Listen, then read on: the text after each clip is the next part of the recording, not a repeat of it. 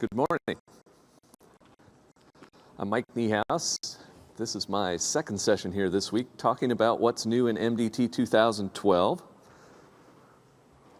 For those of you who aren't familiar with MDT 2012, it is a new release that's really designed to target that new System Center 2012 wave.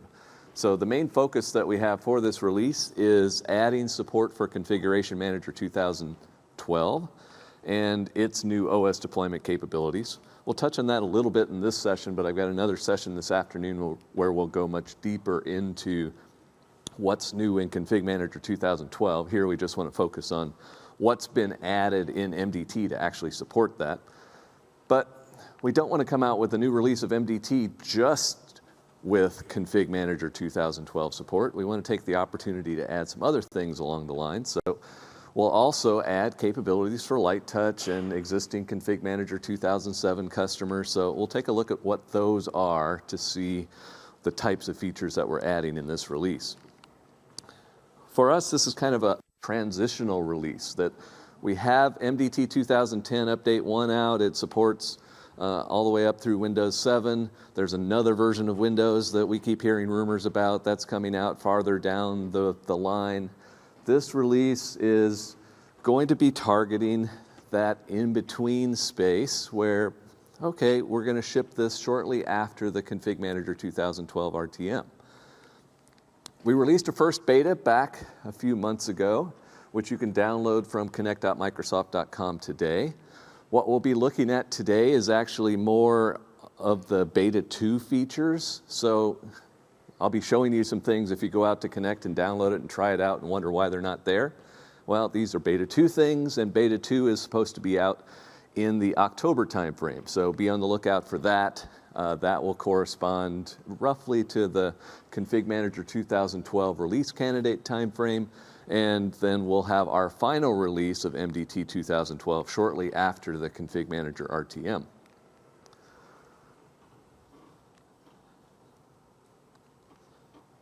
So, okay, in beta 1 of MDT 2012, we added support for Config Manager 2012, which means that we need to support their new console, which they've completely rewritten in Config Manager 2012, so we had to get everything to work inside of there.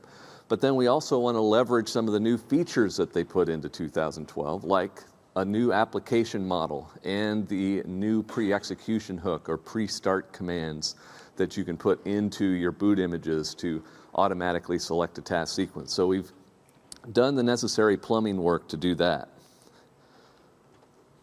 Let me just jump over to that and let's take a look at what that looks like. How many of you have been to a Config Manager 2012 session this week? A good number of you. I'm sure James has done a few of them here this week. The console itself has been rewritten and it's fairly nice overall. We have our new application set up here. From an OS deployment perspective though, everything is here under operating systems, and the integration that MDT provides is here as well. So under task sequences, we have a create MDT task sequence action wizard built into the Config Manager 2012 console. When we run that, it'll walk us through a wizard, and that wizard creates all the necessary Config Manager packages for us. And it's kind of the same wizard that we had before. No big differences from what you had seen in the past. We have done a few tweaks to this, so if you're doing server deployments and you're using the standard install.wim, which has 8 different images in it, we've added the abilities to select an image from that so that you don't always get the first image selected by default. That also will help out in any situations where you might have built a WIM that contains both an x86 and an x64 operating system image, so we can now build the right answer files depending on which one you choose. So we put in some work for those, but otherwise it's mostly unchanged. The wizard's actually hung here, so I lost my network connection momentarily. We'll see if that comes back on its own. Let me see if I can help it along here a little bit.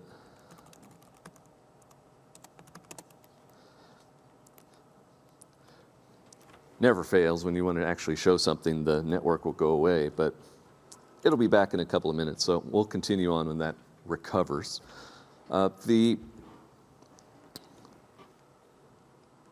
While we added support for Config Manager 2012, we wanted to make sure that we also continued to support the Config Manager 2007 customers, because we know people aren't going to switch over from Config Manager 2007 to 2012 overnight. So MDT 2012 will still support both. We've then done a variety of additional features for primarily around light touch. So we've added deploy to VHD capabilities. I'm not sure how many of you have ever tried to do that, but the process is described in the Windows Automated Installation Kit, that here's how you need to go about doing a VHD deployment of Windows, which typically involves creating an empty VHD, then applying the image into it, and then doing BCD manipulations and getting all of that to work as expected. So there is plenty of documentation that explains how to do that, but there was no real automation around it. You had to follow the process that went through, which wasn't that hard, but still most people wouldn't go through the trouble of doing that. So we've tried to make that much easier in MDT 2012 just by providing a task sequence template that does all the steps for you. You can just choose that task sequence template, and when you do that deployment, it'll make sure that you get the necessary configuration in place.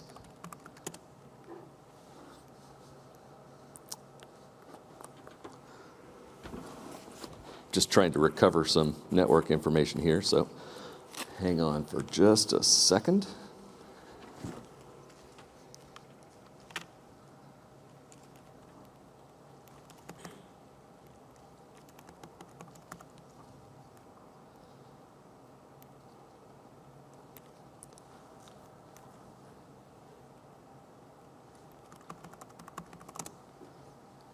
Never fails. The networking will go down when you least expect it. So while that's working, some of the other things that we've added support for Windows Thin PC and Windows POS Ready 7. How many of you know what Windows Thin PC is? How many of you never even heard of it? Well, that's a good sign. Apparently, Microsoft's marketing doesn't do a very good job. Windows Thin PC is an operating system that's available to software assurance customers that is designed to run on lesser hardware to act as a thin client to a VDI or terminal server farm. So think of it as a stripped down version of Windows 7 with all the components removed except for a browser and a terminal services client. The licensing restrictions are also in place then to say this can only be used to run those types of applications. So you can put a Citrix client on it, Zen desktop or something like that, but you can't use it to run any applications locally. It's designed to only run those from the cloud. So it's useful in limited situations, but we didn't have support for deploying that in MDT. It was just released like within the last, I'd say six to 8 weeks. So it hasn't been around that long. There was a previous version of it that you may have heard of called Windows Fundamentals for Legacy PCs, which was based around Windows XP. This is the replacement. So as they replaced Windows Fundamentals for Legacy PC with Windows Thin PC, they moved from an XP core to a Windows 7 core. So we've added support for that. POS Ready 7 is a little more special purpose. It's for point-of-sale machines, cash registers, self-checkout machines, those types of devices that you would see in retail stores that are running Windows behind the scenes, but then it has all the support for cash registers and receipt printers and credit card scanners and those types of things, so we can deploy that as well. Both of those are available to volume licensed customers, to enterprises, so that's why we've added support for them into MDT 2012. We've also added support for cross-platform deployment, so if you're booted into an x86 boot image using light touch, before you would only see x86 task sequences, you wouldn't see x64 task sequences. So we fixed that, Now when you boot into x86, you'll be able to see both x86 and x64 task sequences. Now the opposite isn't true, so if you boot into x64, you won't see x86 task sequences because Windows doesn't support that. I hate to see what kind of questions Johan has, but go ahead, what question? Do you need to actually import the 64-bit boot image if you want to have that cross-platform support? So the question was, do you need to import the 64-bit boot image in order to have the cross-platform support? Not really. I mean, it's not going to be used, but you have the flexibility if you have it there in order to do a 64-bit deployment as well as an x86 deployment. But in that situation where we're doing a cross-platform deployment, we'll use the x86 boot image, we'll use the install.wim from the x64 files, but the rest of the x64 install files aren't used at all. There is some tweaks that need to be done at the same time, because if you were to look at the answer file that goes along with an x64 task sequence, all of the settings are for x64. Sounds reasonable, you're deploying an x64 OS. But there's a Windows PE phase of this process, and the Windows PE phase is running as x86. So your answer file really needs x86 settings for Windows PE and x64 settings for the operating system. Well, that sounded like a bit too much trouble to ask people to go through and do that. So we will do the necessary translations on the answer files while we're doing the deployment to change the x64 Windows PE settings over to x86 so that everything just works for you. So we've automated that part. Now there are some limitations to this cross-platform support, and we're finding more and more of them every day. For the few of you who might be deploying Windows Vista or Windows Server 2008 still, cross-platform installation of the operating system doesn't work with Windows PE 3.0. Well, we're not going to back up and use Windows PE 2.0 just so that we can do a cross-platform install of Windows Vista or Server 2008. So we're still evaluating options there. We may move to an ImageX-based installation instead of a setup-based one. There are also limitations around Windows Server 2003 or Windows XP 64-bit.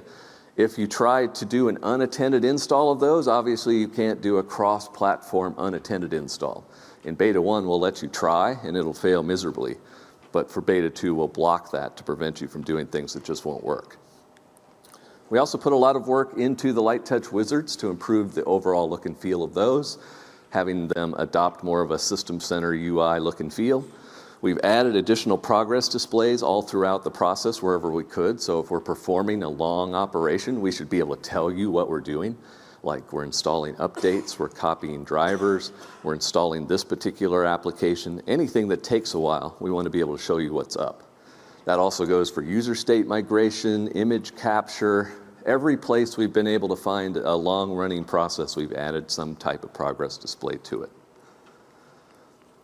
We made a variety of changes kind of to the plumbing of partitioning and user state migration. So while you may not notice those externally, we've tried to put a lot of work into those to make it so that a lot of kind of fringe scenarios that may have caused issues in the past will just work. We also changed the partitioning structures that we put in place by default on bare metal deployments to use the recommended Windows AIK settings. With MDT 2010, we would put the OS first and then a small BitLocker boot partition second. With MDT 2012, we flipped that around to put the boot partition first and then the operating system partition after it, which is what's recommended there. We also added support for UEFI, which kind of ties into that partitioning as well. In the case of UEFI, for those of you who don't know what that is, it's a replacement for the standard BIOS that you have on your PCs today. A lot of the laptops that you have in the room here are actually using UEFI, but they emulate the legacy BIOS. Well, you can do a native UEFI deployment with MDT 2012. If you do that, that also ties into that partitioning, because now we need to put in a recommended UEFI partition structure, which is 3 partitions. You need a EFI partition, an MSR partition, and then the operating system partition. So we'll create that structure as recommended as well. We also added, well, actually we didn't, we support 4K disk drives. That's not really something that MDT is doing. That's something that Windows PE 3.1 takes care of and Windows 7 SP1 takes care of. But with the 4K disks, we're just going through and certifying and testing and making sure that MDT, when used with Windows PE 3.1, always gets partitions aligned properly when you're using 4K disks. If you've never heard about 4K disks, it's a new drive geometry. Instead of using 512-byte sectors, they've moved to 4K sectors. The 4K sectors require that everything be aligned on 4K boundaries. Because the OS doesn't support native 4K sector sizes, the disks provide 512-byte emulation. So, okay, everything just works. But if you don't have everything aligned on a 4K boundary, your performance suffers. Windows overall could have a 20 to 30% performance penalty if the partitions aren't aligned properly. The same goes for large data files inside of those partitions, especially on servers. If you were to create a VHD file that wasn't aligned properly, your Hyper-V VM performance could suffer because of that alignment. So we just need to make sure that every time that we're doing this, that the partitions are aligned properly, that the files that we're creating are aligned properly, but most of that's a function of Windows PE and the operating system. The only other oddity of 4K disks is they're not supported with Windows XP. Microsoft doesn't provide any support for Windows XP for those because Windows XP is in its extended support days at this point. So there's no plans to come out with any hot fixes to make Windows XP aware of those. You may also see some issues if you're using MDT 2010 or 2012 to deploy Windows XP to a 4K disk. You may see it blue screen. There's actually it goes back to Johan's Uberbug scenario where there are differences between the Windows PE 2.x, 3.x partitioning and what XP expects, which causes the XP mini setup process to completely destroy the partition table. Blue screen, blows up. So there was a workaround of forcing DiskPart to put the necessary backward compatibility registry keys into Windows PE so that it creates the partitions in the right place. Great, until 4K disks come along. Because the 4K disk logic overrides the override and says, no, I'm not going to listen to that because that would result in an improperly aligned partition. It's not on a 4K boundary. So XP then boots up, goes through mini setup, and boom, it blows up. Fortunately, there's a simple fix for that. You can go into the sysprep.inf, find the line that says extend OEM partition equals 1, and remove it. In that case, then the Uberbug doesn't actually cause a blue screen and everything goes through okay. So at least there's a fairly easy workaround for that. But still, XP is not supported on 4K drives. There are KB articles that explain all those limitations.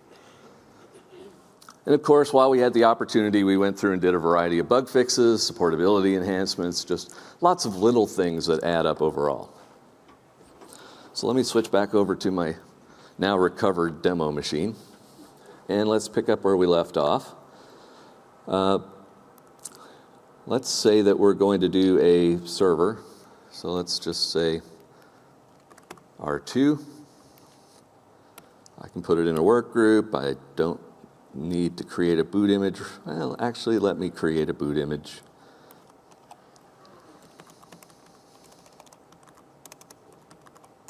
Except I can't type. Packages.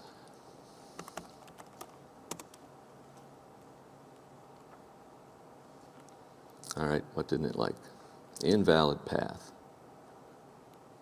It's not cap, it's CAS.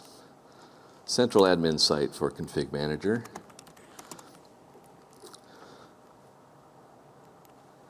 So this is the new capabilities that we added in to support the pre-execution hook or the pre-start hook capabilities that are in the new boot image. Before, if we wanted to hook anything into the boot image, we ended up burying that inside of the WIM while we were creating the boot image. But now it's actually a property on the boot image object that you create in Config Manager, which is kind of nice because you can go in and make changes to that source folder that you add in.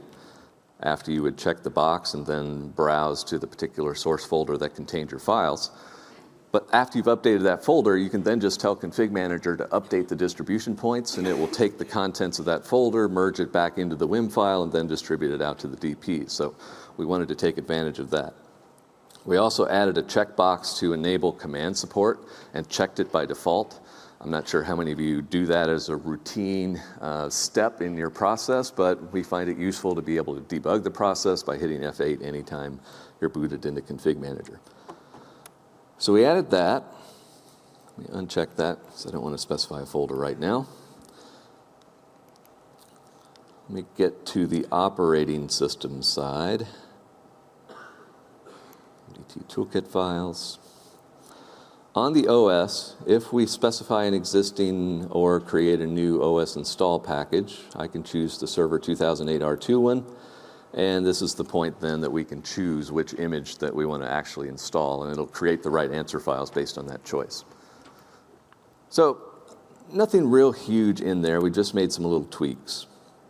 We have the same basic capabilities hooked into the boot images node, where we can create a boot image using MDT. And then we've also done some tweaks to the task sequences themselves. So let me edit one of these.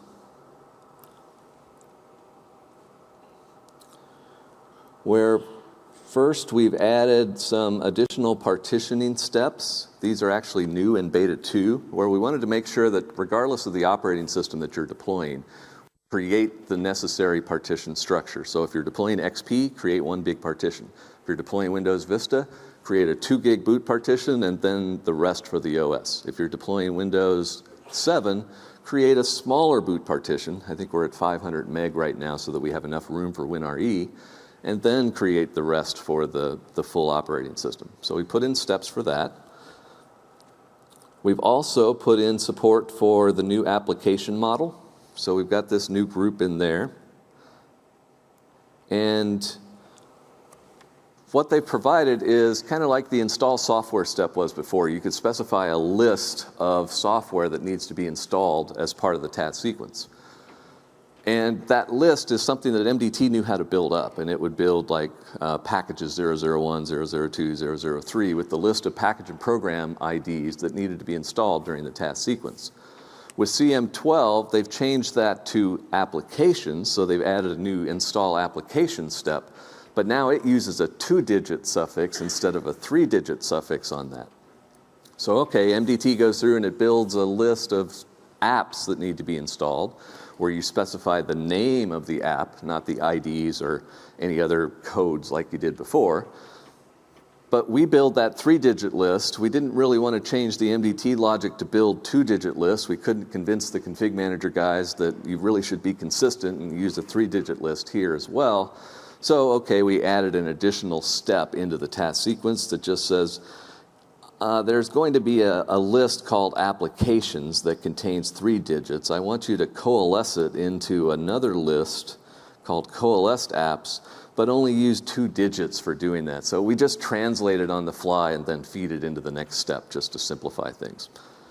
So we've got that in there, which is convenient. You can install apps during the task sequence. We've also added support for defining the primary user of the machine using user device affinity, by setting the task sequence variables, so that's added in there. There are also a few other tweaks that are in there, but the only other real addition is we've added a new run PowerShell script action. So you can just add a step into your task sequence and then specify the PowerShell script and optionally the package that's contained in to run PowerShell during the task sequence. We'll look at that a little bit more as we go through just to see what does that integration look like, but that's kind of the quick overview of the config manager side of the world. Now let's switch to light touch for a little bit. First off, let's look at the new wizards. So this is kind of the welcome screen that you would see when you first get into MDT. We've added a new cloudy background so that we can say that MDT now is cloud aware, okay. But We've also integrated in, that you can see from here, the Diagnostic and Recovery Toolkit. How many of you have used DART before? It's a fairly useful set of tools, but it was never really integrated into MDT, so you had to go through and do some extra work to add it to your boot images to make those tools available to you. So here, with it integrated in, I can just, with a single click, say, show me the DART tools, where it includes things like a registry editor, a file explorer, all kinds of useful stuff inside of Windows PE that you can use to help diagnose any issues that you might have during your deployment. Now, the other thing that we did to integrate DART is when you click on the first link to run the deployment wizard, we will start up the DART remote control agent. So they've provided this software-based RDP-like remote control, which you can see running down here, that you can then connect to from an administrator's workstation. So fairly nice that I can get to this Windows PE machine without even without physically going to it. And I know Johan showed this in a session earlier, but one of the challenges that we wanted to overcome was, in order to make that connection, you need to know the ticket number, the IP address, and the port. So we wanted to make sure that we could automate that we could gather that information up on the client side, provide it back to Deployment Workbench so that you could easily initiate that remote control. So let me get this deployment started, and then we can look at that and another new feature at the same time. So we can see here that we've got x86 and x64 task sequences. We've got task sequences to install POSReady and Windows Thin PC. For right now, I'll just do a simple Windows 7 x86 task sequence. It can join a domain. So we've tried to do a little bit of combining of task sequence, or of wizard panes. We've added some graphics here and there. We've tried to make them a little prettier. I could choose what apps I want to install, just like before. We still have BitLocker options. So at this point, I'll go ahead and start that task sequence. And then let me minimize that one, and let me go back over to the server. And you can see another new node in the deployment chair called monitoring. This is actually a beta 2 feature that we haven't really talked about yet, but let me double click on the machine that I just started, and I can actually see where it's at in the process. Even more than that, I can click on the button here to start DART remote control, and it will connect to that machine and show me the running task sequence. So I can see now that it's just getting into setup. So from my admin machine, fairly easy to interact with that, and the performance is actually pretty good. You might not be able to tell that from looking at this because I'm like 3 levels deep in terminal server sessions, but the fact that you can use 3 levels deep of terminal server sessions is really pretty impressive. So we've got that integration. We also are aware of the fact that these machines may be VMs.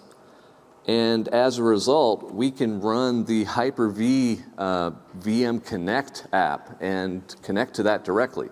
Now, I can't actually demo that in my environment because my Hyper-V host and my VMs that are running inside of it can't talk to each other. They're on separate networks. But if I click this, it would run VM Connect and try to connect to the virtual machine host and the VM name that we detected from the integration components on the client machine that was being deployed.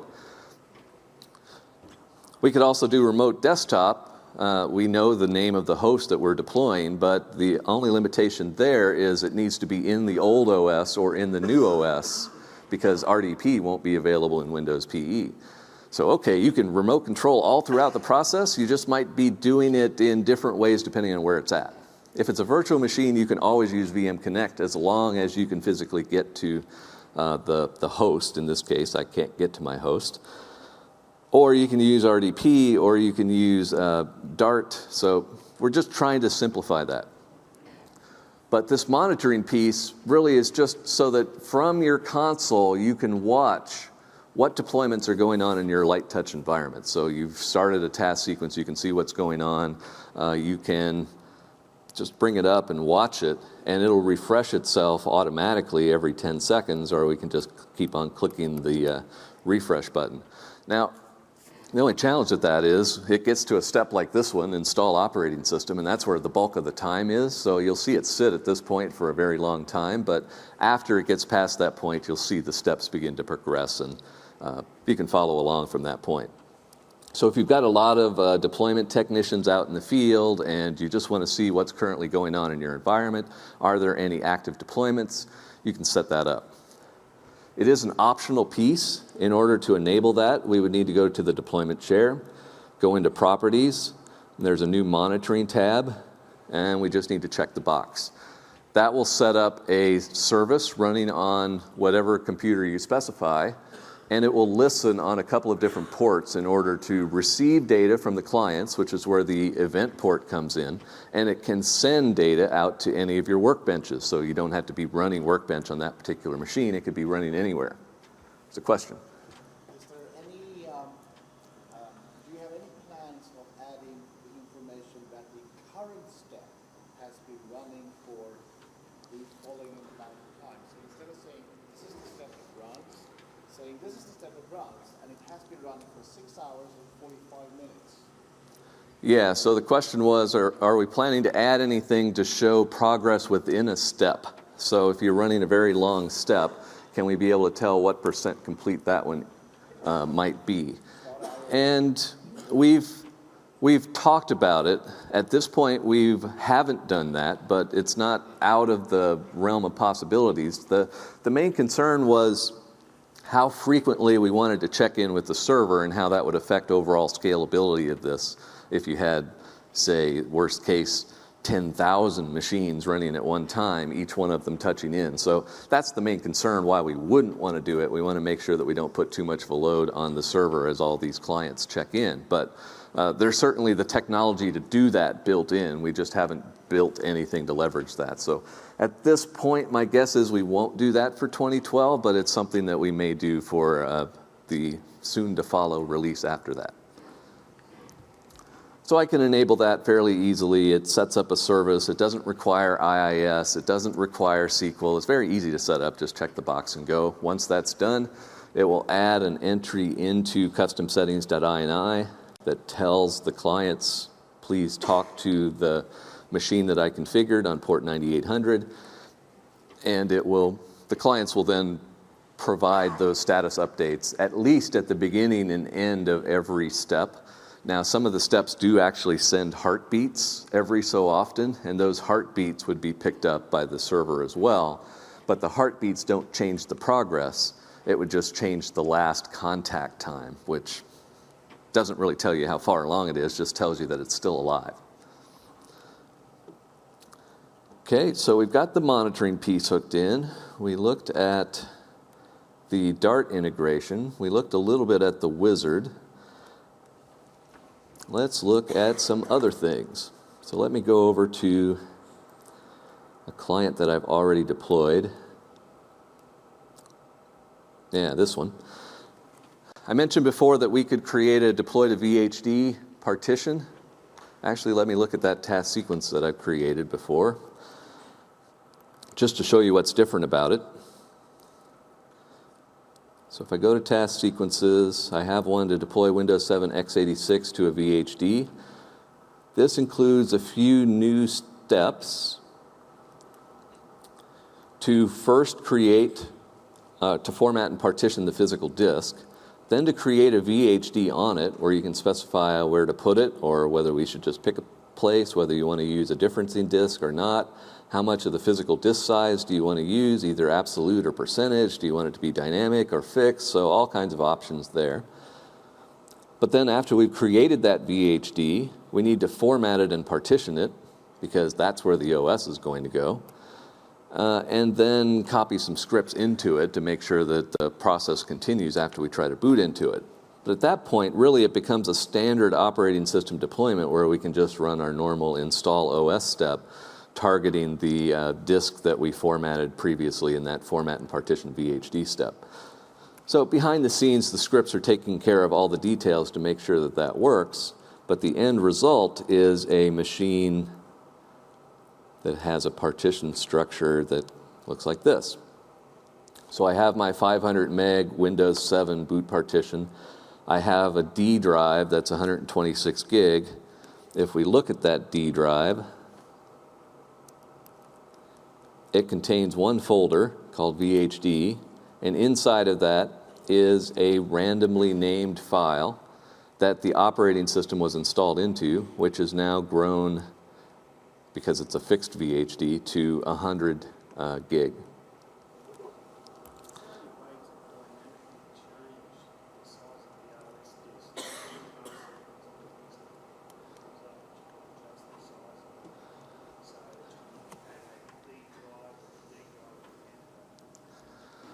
So the question was, is there any way to dynamically change the size of a VHD so that you could add another volume to it or potentially extend an existing volume? Not the VHD, just the disk. So you've got your system partition. So you've got your boot partition, and you've got your OS partition. Right. In our sequence, you might spec that and blow it out to take the full extent of the disk. Or you might want to say that I only want to create it at 40 gig and use the balance for another drive. Yeah, you can certainly do something like that. You could go in and modify the default format and partition disk steps to specify whatever structure you want, using either absolute sizes or percentage of the remaining disk. It's just the default task sequence that we have in place specifies we want one partition at 100%. We then have logic in there that says, oh, well, I know you said one partition at 100%, but we want a boot partition too, so we're going to shrink that by a little bit and put the boot partition first, then create what you specified. Now, if you wanted to create 2 partitions, 3 partitions, you could say, I want to create one partition that's 40 gig, and then a second partition that's 100%. So if you had a 120 gig disk, you'd end up with 140, 180, and you'd go from there. Can you do that dynamically? Yeah, so there's a little bit bigger challenge. The format and partition disk step is actually set up to read its information from task sequence variables. So you could certainly put in rules into custom settings to change that. We have talked about creating a wizard pane inside of the deployment wizard so that you could do that graphically. We've been prototyping that, but we haven't yet figured out, first, can we make it friendly enough? And second, how many people would actually use it? So we're still on the fence with that one to see whether it will provide a wizard pane to do that. But that would be kind of the goal, that you could say, yes, I know I want to reformat the disk. Tell me how you want to do it, and then we'll make it so. So it's being looked at, but not at this point. So in this case, we've got that disk. It's got the VHD on it. The VHD shows up as a C drive, even though it's a separate disk. So apart from the normal limitations of boot from VHD, you really can't tell that you're running from a VHD. It works just like running from a normal hard disk. If you were to do this on desktop machines, probably not a big deal. You're not going to notice that you're running on a VHD. If you're doing it on laptops, you're going to start to notice things like you can't put it to sleep, you can't enable BitLocker. So there are some limitations that would prevent you from doing this on a broad scale, but it does have some good scenarios where you can use these VHDs. So we've got that set up, but really what I wanted to show at this point was integration of PowerShell. So this is the new initialization process. We wanted to make sure that we knew that we could show you what was going on when you first ran the light touch script. But in this case, I have a task sequence called PowerShell test. So let me jump over to my server and show you what that looks like. It's nothing special. It's really just a test to show the integration of PowerShell. I have a task sequence with exactly one step that says to run a script called test.ps1. And test.ps1 is kind of a hello world script, but then with a little extra stuff added into it. So it writes some output, it imports a server manager module so it can see what modules are installed, what features are available in PowerShell. It can see what PowerShell drives are defined. It can do a directory of all the task sequence environment variables so that you can see what variables have been defined in your task sequence. And it also knows about those 3-digit lists, so it can show you any of those as arrays rather than just as individual variables. So we wanted to make sure that when you ran a PowerShell script inside of a task sequence, it has good integration with the environment that it's running in, and also that any of the output generated ends up in the normal log file. So even though that write host says hello world, that ends up in the bdd.log just like any other MDT script would. We also wanted to make sure that if you put together a PowerShell script that reported progress, that you could see the progress in the task sequence progress dialog. So in this case, it's not a very sophisticated script. It's just going to go through and count from 1 to 100 and update the progress to say % complete to the current number, and then sleep for a second. So we'll see it count for 100 seconds and see what that looks like inside of the task sequence. So not what I would consider a useful PowerShell script for anything other than demo purposes, but hey, that's why we're here, to do a demo. So if we go back over there, we can choose that task sequence. Because it only has the one step, we go immediately to the final screen, and we can say begin. And at that point, we can see it displaying the progress and counting through. But now we can also take a look at the bdd.log. Let me see that in a larger font. Zoom it disappeared on me when I lost my network connection. Otherwise, I'd zoom in on this, but 26 point should work. If we scroll down toward the bottom, we can see the output from the various commands that we executed. So like in this case, we can see this is the output from the directory of tsenv:.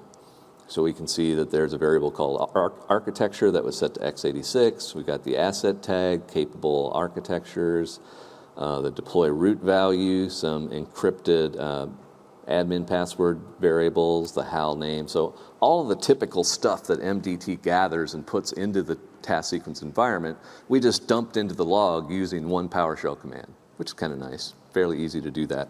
But you can write your own PowerShell scripts that can interact with the environment in the same way by doing something like $tsenv: variable name equals whatever new value I want to assign. So we're trying to make that extremely easy, and at the same time give you a mechanism so that you could actually test these and work on developing these outside of the task sequence. That's really one of the typical headaches with doing this, that if the only way you have to test a PowerShell script is to run a task sequence and you have to deploy an OS, it means your test cycle takes an hour because you need to deploy an OS each time. We wanted to make that simpler, so we'll provide some instructions on how to do that as well.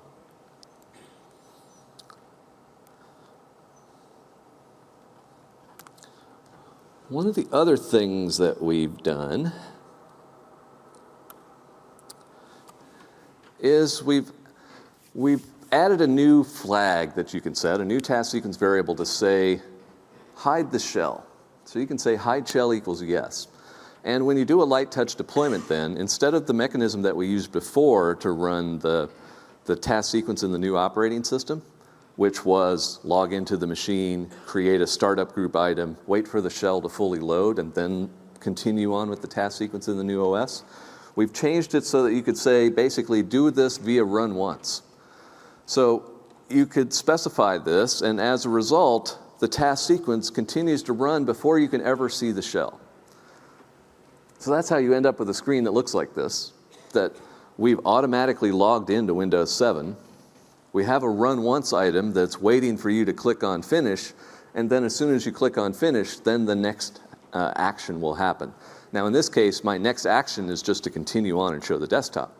But you could say finish action equals log off, or finish action equals reboot, or set other task sequence variables to say as soon as I click that finish button, yeah, get me out of this automatically logged on administrator session and to the point where a user could log on and continue from that point. So it's really trying to take that, a little bit of that attack surface away, not really attack surface, but tinker surface away, so that people don't try to interfere quite so much with the process while it's running, because it's much harder to get to the shell and interact with this machine while it's running in this particular state. You're still in You can still do multiple reboots, so it sets up a run once, but then each time before it reboots, it creates a new run once entry, so it's constantly putting itself back as a run once entry. The only real limitation that you would run into is some installers might not like running at this point because the full shell's not really there. Enough of it is that most things run fine, which is why we made this optional and not the default. And then the second would be, it's not really secure because I could always hit Control-Alt-Delete on this screen, bring up Task Manager, file run, cmd.exe, and do whatever I wanted. It's just, it requires a little more determination to interact with this rather than accidentally interacting with it. So if I click finish at this point, the whole process finishes. We then continue to log on, and we have our normal desktop. So it's a new option. You can turn it on or not. It was actually a mandatory feature from our Microsoft IT group, so we added that in so that they could provide that internally for their Windows 7 deployments. So, what operating system do you think this is? Windows 7? Yeah, kind of. Windows 7 Thin PC. So this is the OS that I was talking about before. You really can't tell it apart from the normal Windows 7, except that there's less stuff in the Start menu. So as I mentioned before, you have Internet Explorer, you have the remote desktop client, but there's really not much else present. A few accessories, so I think there's probably a calculator in here. But beyond that, it's designed as a thin client. If we were to look at this on the computer, on the disk, it says 123 gig out of 126 gig, so that means this operating system is using 3 gig of disk space. And if we were to look at it from a memory footprint perspective, it's probably using less memory than a typical install as well. So I've got 1 gig of RAM allocated, but it's actually only using a fraction of that. It's only using about 1/3 of that memory. So it's really designed for that lesser capable machine that you just want to reuse it as a thin client. So definitely try it out. If you have software assurance, it's free, so you can go out to the licensing.microsoft.com website, download the ISO, which is also nice and small because it's a stripped down image, and just drop it in and try it out. Now, even though we added support for this in MDT 2012, you can make it work in 2010 Update 1.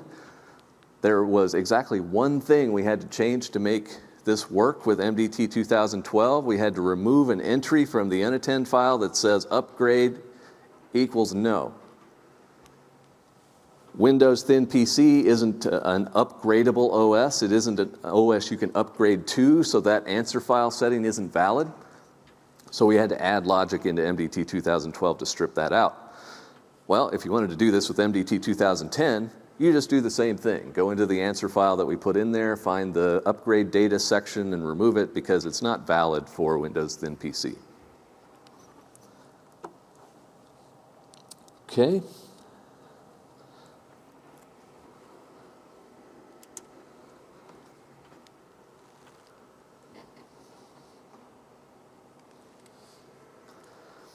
One of the big debates that we had, I know this mentions Tech Ready, which is our internal conference, but we had the same debate at the Microsoft Management Summit in Vegas and also with several of the MVPs back at the MVP Summit that we had, as to whether MDT 2012 should continue to support Windows XP and Windows Server 2003.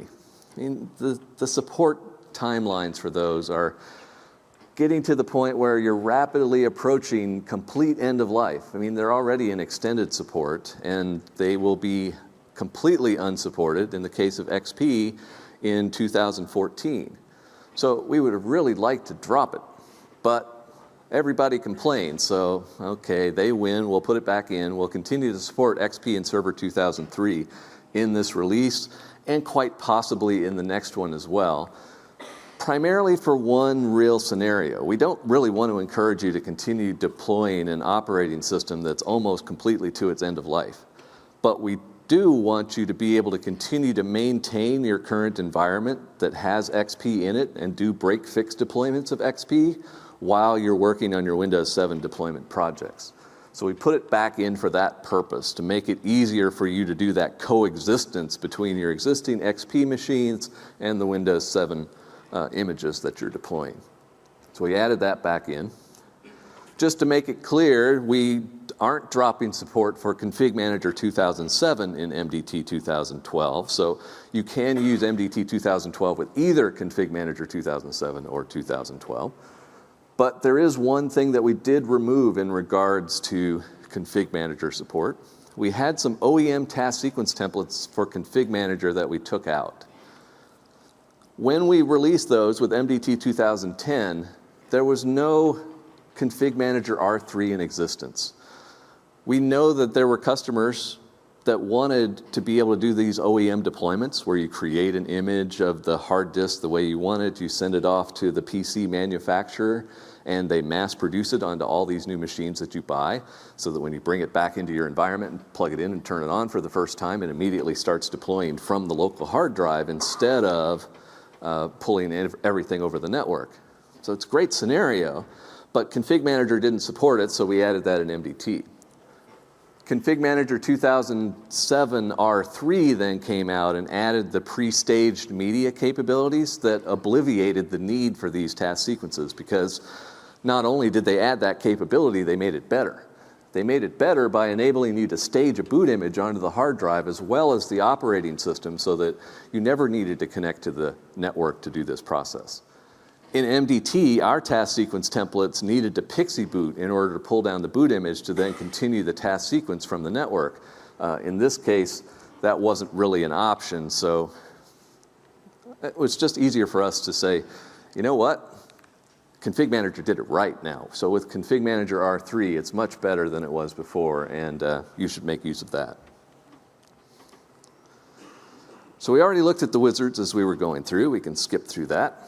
Let's talk about some known issues in MDT 2012 Beta 1. First of all, for those of you who decided to do this, to install the beta on your production environment for your live deployment share, and then complain that it didn't quite go right, I apologize, but I'm not particularly sorry for you. We put in our release notes, don't do this in production, this is just for lab testing. Use at your own risk, make sure you have backups, all of these warnings about beta software that people always completely ignore. But there just happened to be a bug in there that caused the MDT 2012 upgrade process to look at your existing MDT 2010 deployment share and think, ooh, that looks like BDD 2007. So as a result, I need to rewrite all of the XML files that are used to define the deployment share. And BDD 2007 didn't understand folders. It had groups, it didn't have folders. So what it ended up doing was it took all of the folders and kept the folders, but it moved all the items back to the root. So if you went through and you created all these folders and neatly arranged everything and then went through the upgrade process, it just completely flattened it. All your data is still there, everything still works fine, but the layout of it has just been everything moved back up to the top level folders. We fixed that. That won't be a problem anymore for Beta 2, but if you do run into that, there are a couple of workarounds documented on the Connect site. One of them is to do some playing with the version.xml before you do the upgrade so that we don't think it's BDD 2007. The other is to put the backed up XML files that we create during the upgrade back into the control folder so that you can restore the original configuration after the upgrade. So it is recoverable, but you might have a little shock if you go through that the first time and say, what happened to all my folders? We made some wizard changes in Beta 1 as well, and as a result, you couldn't effectively configure static IP because we would try to connect to the deployment share before we would ask you if you wanted to configure your static IP settings. As a result, you would get an error if you required static IP to get to the deployment share because, well, we hadn't got to that point yet. So we fixed that around. We made sure that the wizard flow is correct for static IP. We made a lot of changes in the partitioning logic that we already talked about. And what we tried to do at the same time is make sure that when we're doing an OS deployment, we can always target the new operating system to the same partition that the current operating system is on. It's a reasonable assumption that when you're refreshing an existing machine, the new OS should go to the same partition as the old OS. There are still a few scenarios in Beta 1 where we don't make the determination right, and you may see the OS get deployed to the wrong partition. If it picks the wrong partition with enough disk space, then yeah, the process still works, but generally it tends to pick at the wrong partition and it's too small, so then the process fails because the OS won't fit. So we've got that fixed up. While we were fixing that up, we realized that, you know what, the config manager task sequences really have the same issue. If you try to refresh existing computers with config manager, you need to take into account in your task sequence where is the current OS, so that when you get to the apply operating system step, you tell it where to put the new one by disk number and partition number. Well, let's say you deployed this machine with MDT Light Touch. In that case, you want to deploy to disk 0 partition 1. Well, let's say you deployed it with originally from Windows Vista Media. It created the small boot partition first, the OS second. Well, in that case, you want to deploy to disk 0 partition 2. So you've got all of these different scenarios that may cause you to need to deploy to different partitions based on the current config that's in place. So we're making sure we add logic into our config manager template so that it will just figure out where it needs to go and make the necessary tweaks on the fly to the task sequence, so you don't need to put all these conditional apply OS steps into the task sequence.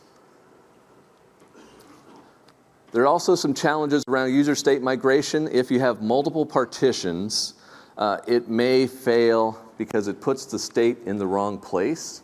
It's supposed to put the primary user state store for a hard link migration on the same volume as the operating system. Sometimes it puts it on a different volume. That by itself wouldn't be a big challenge. But there are some cases where it puts it on the volume that then gets hidden by Windows 7 because it contains the boot files. And as a result, when you boot into Windows 7, it goes looking for it and says, where'd it go? Because the partition, the volume's hidden, we can't find the state store in order to do the restoration, so the process fails. So we're still doing some work around that. In MDT 2010 Update 1, we had a new feature added called UDI, User Driven Installation, which was a new task sequence template that would present a wizard that you could use to interact with the person installing the operating system, even during a task sequence run by Config Manager. There's a new version of that will be added in MDT 2012 Beta 2, but the version that's in MDT 2012 Beta 1 is the same as what shipped in MDT 2010 Update 1. There hadn't been any changes to it. So it's not aware of Config Manager 2012. It also has some bugs in it that apparently no one has run across yet, like there's a place in the wizard where you can choose the volume that you should deploy to. It gives you a drop down where you could pick C, D, E, F, whatever volume you want it to deploy to. It completely ignores that value and deploys to C. But you would think that in the year since then, someone would have noticed that and reported a bug, but I guess they didn't. So we're wondering whether that feature is ever actually used.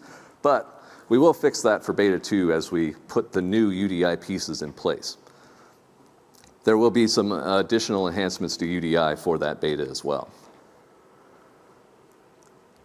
With the new Config Manager console in Config Manager 2012, we still have the ability as part of the MDT wizards to create a new boot image.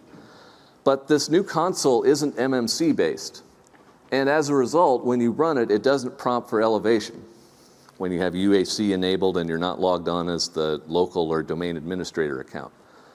So as a result, in typical scenarios, the console's not running elevated. So when you try to do things that require elevation, they fail. Well, generating a boot image requires elevation because it has to mount the Windows PE WIM file in order to build the custom WIM that's going to then be imported into Config Manager. So for Beta 2, we need to enhance that process to prompt for elevation at that point. But for Beta 1, you would need to run the console itself elevated in order to get through that boot image generation process. So okay, for beta 2 then, which is targeting the October timeframe, we're working on that actively right now. We'll have the new UDI components, which will include a brand new UDI wizard designer. Basically, it's being rewritten from ground up. It will have some extensibility to it, so you can add in your own custom wizard panes into the UDI wizard if you want. It will have full support for Config Manager 2012 and the new app model, so you can choose in the application picker, do you want new Config Manager 12 apps or do you want old packages and programs?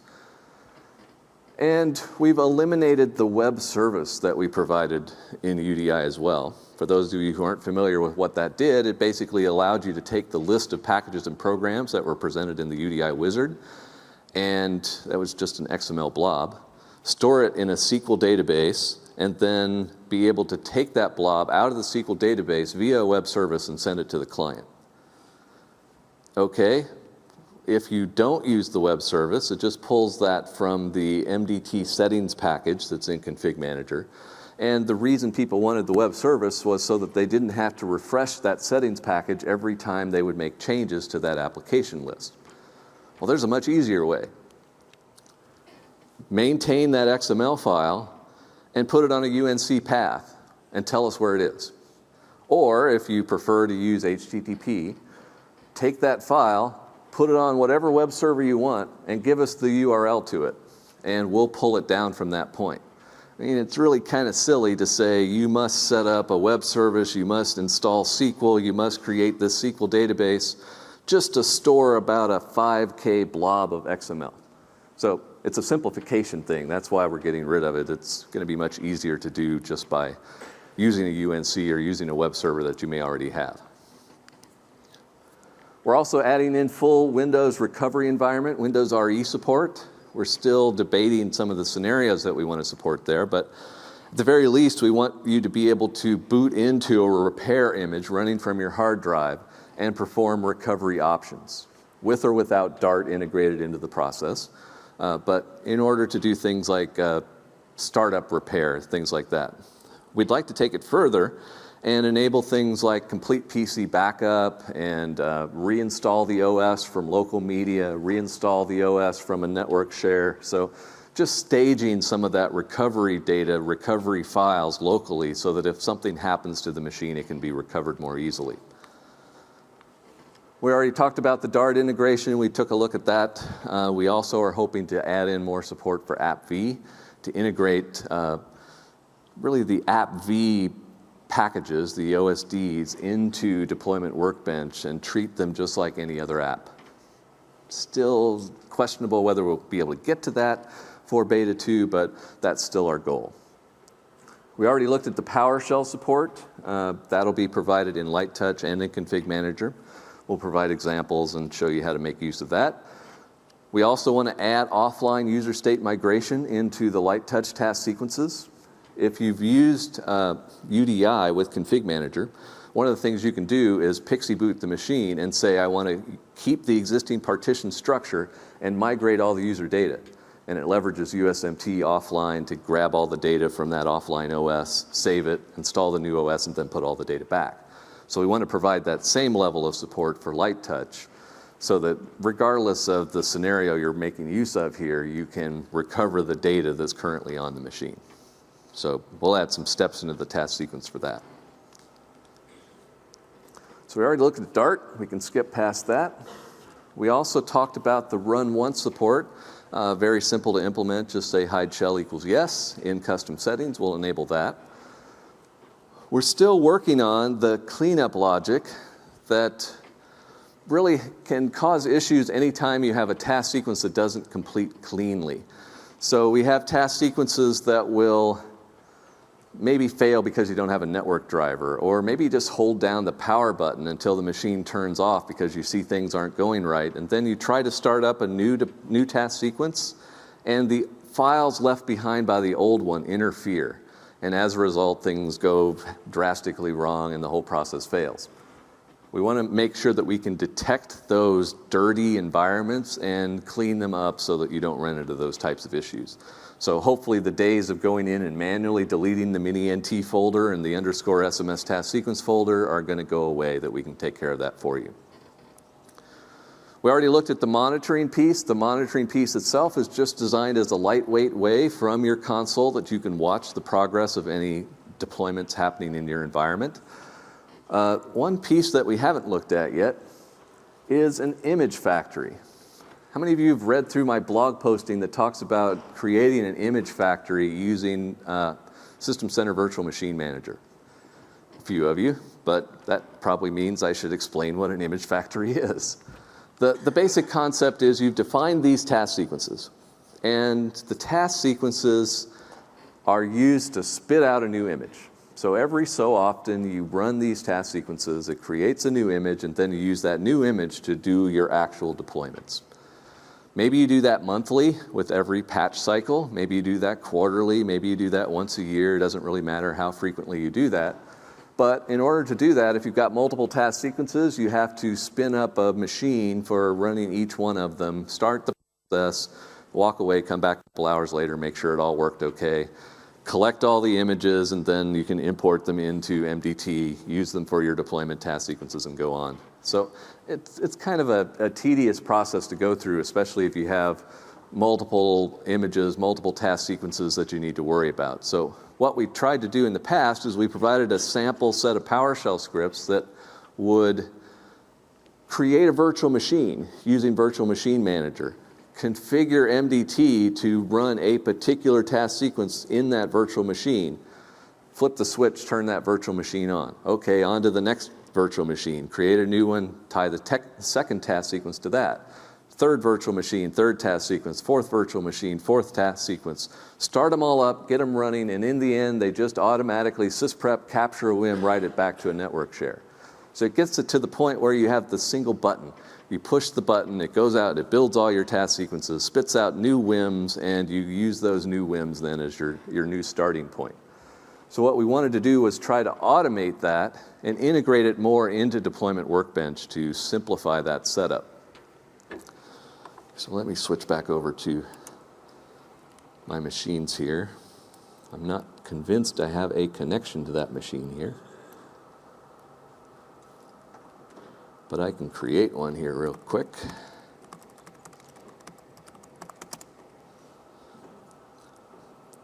We have the technology.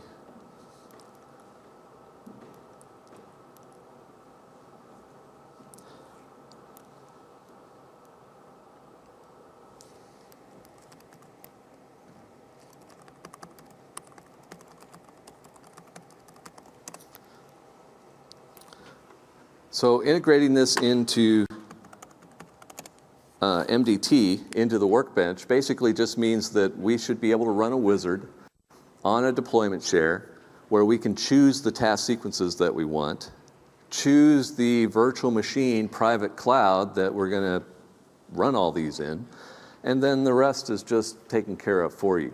Now, as part of that whole private cloud configuration, you may need to specify a little bit of additional data with that, but it's not too many questions. I mean, it's things like pick the cloud name, pick the capability profile within that cloud. So do I want to build these on Hyper-V or ESX or Zen server? It can take care of any of those. Do I want to connect it to this network connection or that network connection, because my cloud has multiple networks defined in it. So once you've defined all that, it can then leverage the PowerShell capabilities of Virtual Machine Manager to integrate all that. And of course, this is going to be problematic for me, so let's try a little separate approach here. These two machines sit right next to each other, and I can get to one of them and I can't get to the other, it would figure. But I can get to one from the other.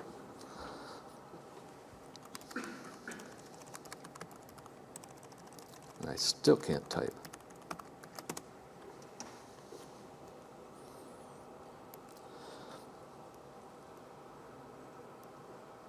Whoops. Oh, I hate when that happens. You click the wrong place and I just terminated my session.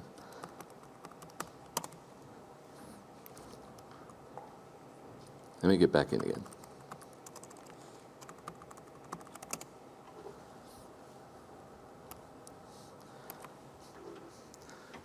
I was so close. So while it's thinking, maybe it's going to come back. While it's thinking about that, let's talk about one of the other options, and then I can jump back over to this. One of the challenges that you have, especially when you're in a lab environment, is that steps in task sequences can fail for whatever reason. And it doesn't really matter what that reason is. It causes the whole deployment to fail. And if it's an early step in the task sequence, not a big deal. It fails and only takes a couple of minutes, and then you try again.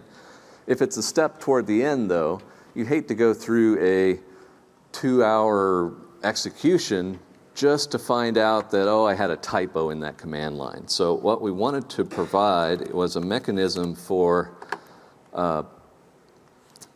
really saying an error occurred in this step. What do you want to do about it? So can we prompt you and ask, do you want to continue anyway? This step failed. Here's the command that was executed. Here's the return code. Here's the output from that step. Do you want to continue anyway? Do you want to fail the task sequence? Maybe you just want to tweak the command and try again. So we'll provide options along those lines to help with that. So we'll add that into beta 2 as well. Let's look back at the image factory. Got my connection again. So this is Virtual Machine Manager 2012. I have a cloud defined. If we look at the properties of the cloud, and you don't specify too much, you specify what hosts it can use for virtual machines, what networks it's connected to, what capability profiles should be used, so does it support ESX, Hyper-V, Zen, etc. So you've got all of those details in there. Then in MDT, I've got multiple task sequences defined, and I can run an image factory wizard where I choose the task sequences that I want to run, specify the VMM server, which is BDSVR. Make sure we can connect to that.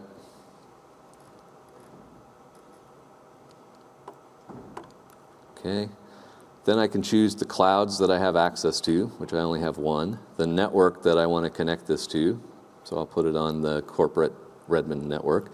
And then, I want to use Hyper-V because my cloud doesn't actually have any Zen or VMware machines in it. So I can choose that and then say, well, at the end of the process, what do I want to do? Do I want to sysprep and write a WIM back to a network path? So I can put in a UNC there of something like CISFS. I always forget what this path is. MIMDT, factory. Oops.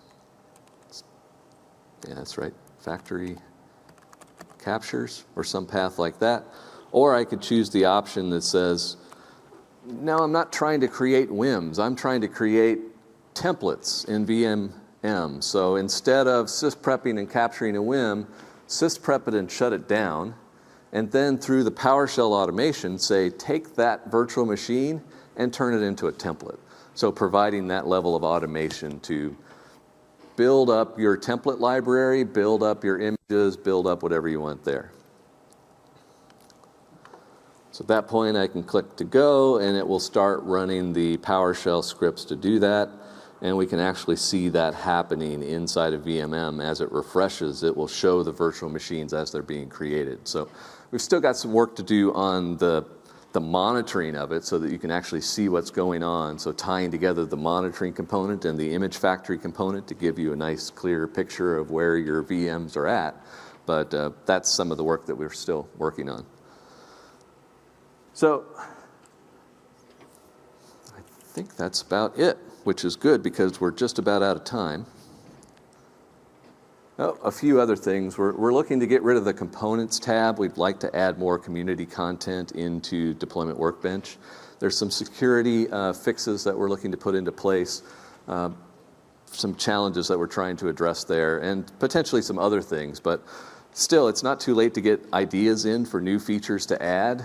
We're still taking feedback on that, trying to integrate it into Beta 2 for the MDT 2012 release. We're actually making changes last night based on feedback received by customers yesterday during the day. So we're really talking real-time feedback at this point. So certainly go out to the Connect website. There's a feedback link there. Submit any issues, any questions, any comments that you have, and we'll jump on those before the Beta 2 approaches. That's all I wanted to go through. Hopefully that was a useful overview of all the different things that are in MDT. I do have one more session in the final slot before the lock note this afternoon, where we'll dig into Config Manager 2012 OSD and the changes in Config Manager. Not really looking so much at the MDT side. We looked at that here. It's really going to focus just on Config Manager. Questions? Can you take advantage of the monitoring capabilities when you use SCCM? So can you take advantage of monitoring capabilities when you're using SCCM? Not really. The challenge with Config Manager is the Config Manager monitoring is designed around their status message flow. So they've provided capabilities inside of their console to do reports based on the status messages that have come in for machines that are currently being deployed. So you can do things like that. But using the MDT monitoring piece, no, it's separate from that. It would be possible to go into a Config Manager task sequence and define in custom settings that same event service parameter, and it would happily send events over to the client or to the console for MDT, but it wouldn't be able to see the whole picture, because it wouldn't see the status messages coming through Config Manager that say the task sequence has started, this task sequence is completed.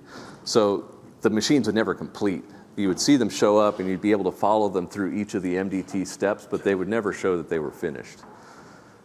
There are ways around that. You could put in status message triggers that would feed those into MDT as well, but then you have timing issues between them, so it's just too messy for us to consider for MDT 2012. It's something we'll look at for the future. There's a question down here. PowerShell support in WinPE. PowerShell support in Windows PE isn't there today. Sorry, can't say any more than that. There's a question up here. With the addition of the new monitoring support and things like that, are there any plans to allow someone to run the Workbench console from a workstation as opposed to only being conservative? So will people be able to run the console from a workstation instead of from the server? They can already do that. So with MDT 2008, 2010, at least 2010, I'm not sure about 2008, we support connecting to remote deployment shares. So you can install it on your workstation and connect to a share on another machine. And even better with the monitoring piece, you could have the deployment share on a machine here, the monitoring on a machine over here, and my console sitting in the middle talking to both of them. So you can break it up some. It doesn't all have to be on one box. In the case of the demo that I was showing, I was running it on 3 different machines just because of the peculiarities of the Microsoft network. I had to do it to make that work, but yeah, it's fairly easy to do. There's a question up higher. What versions of SCCM 2007 will be supported with MDT 2012? So what versions of SCCM will be supported? All the ones that SCCM supports, which at this point is basically Config Manager SP2 and higher. We really don't care so much about the R2 and R3 releases. They really don't affect us any, but the SP2 base is really required. Sure. Is there any plans to have Ops Manager monitoring that microservice in MDT? So if there's like a step that failed during deployment at some point? Yeah, so the question was whether we plan to integrate Ops Manager. And the answer is not directly, because we don't see the typical light touch customer being an Ops Manager customer. However, the monitoring service is being set up to create events on the monitoring machine, which you could easily create a management pack to watch for and feed that into Ops Manager that way. So you could create that MP. I don't think it would be very hard. You just have to look for these particular event IDs, and when they show up, pluck the computer name out of it and you know, this computer just failed. So it could be done. There's a question down here. Any chance we'd be able to find boot media? Any chance we would be able to time bomb boot media? Not with light touch. With Config Manager, you can do that. You can put a certificate on it with an expiration date. But with light touch, no, not really. The challenge that we would have is any type of time bomb that we would try to hook in would be script-based, and we provide the script, so you could look at the script and see what it does and just bypass it. So it wouldn't be terribly effective. I've seen various blog entries from people that have just put in those kind of lightweight deterrents like that. So it can be done, but we don't plan to provide that out of the box. Up higher. Which version is remote access or control allowed? As far as the Dart remote control, Yeah, so to be able to remote to your client, which you're deploying, which you're deploying. yeah, in the case of Dart, the Dart remote control piece runs in Windows PE. So it would support Windows PE 3.0 and 3.1, which is the same Windows PE that MDT supports.